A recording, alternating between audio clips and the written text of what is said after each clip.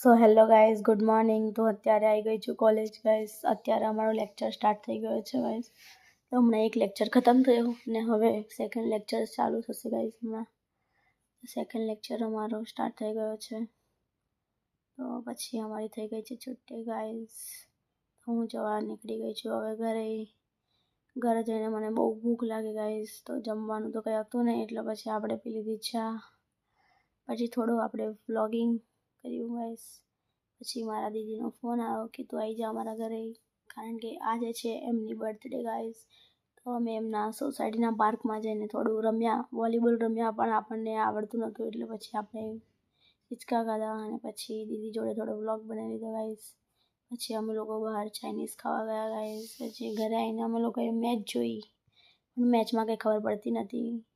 RCB versus RR Rajasthan royal match હતી guys. यहाँ છે दीदी बर्थडे केक जो मैंने वधेली गडेली हमको पता ही नहीं चल रहा है कि क्या चल रहा है गाइस. कुछ समझ नहीं आ रहा है हमको गाइस. ये देखो अभी ये सब चल रहा है. कटोरी लेके आ फटाफट. जल्दी ला हमको बहुत भूख लगी है.